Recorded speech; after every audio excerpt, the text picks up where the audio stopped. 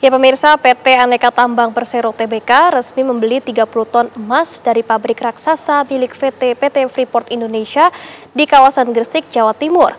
Direktur Utama Antam, Niko Kanter, menyampaikan bahwa langkah PT Antam adalah wujud nyata dari program hilirisasi dan industrialisasi berbasis sumber daya alam.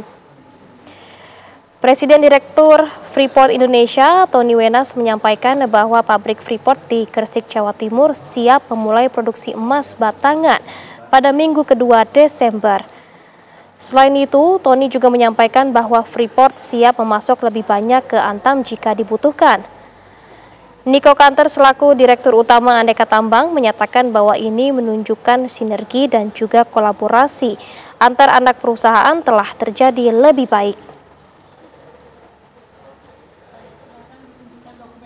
Pak Tony dan juga Pak Niko, kami silakan kepada rekan-rekan media untuk mengabadikan momen ini.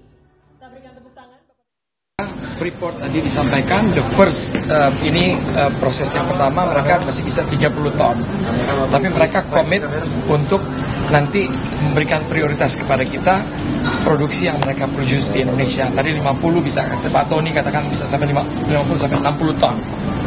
Jadi prioritas utama kita, tapi untuk agreement ini masih dalam kapasitas produksi yang 30 ton. Gitu. Jadi kita akan pakai semua. Kalau memang kebutuhannya meningkat, kita akan, kalau misalnya masih ada import, ya kita mesti import. Tapi selama ini bisa diproduksi dalam negeri, tentunya kita akan mengambil yang dalam negeri. Karena memang kebetulan kan naik. Kalau kita lihat trendsnya dibandingkan tahun lalu 2023 itu hanya 19,5 ton. Tapi di tahun sekarang ini, baru sampai September aja udah sampai 28. Memang ini adalah bagian dari komitmen kami juga dalam UPK dan sebagai komitmen untuk mendukung hilirisasi dan terciptanya ekosistem hilirisasi. Makanya kami juga di UPK-nya kan memang membangun smelter dan juga termasuk precious metal refinery yang akan bisa memurnikan emas. Dan ini sudah akan siap berproduksi kira-kira sekitar minggu kedua bulan Desember. Bulan Desember kita punya sumber lumpur anoda, karena itu kan dimurnikan dari lumpur anoda. Jadi proses konsentrat itu di smelter, hasilnya adalah katoda tembaga dan lumpur anoda. Nah, lumpur anodanya ini dibawa ke precious metal refinery untuk dimurnikan menjadi emas, perak, dan beberapa logam lainnya.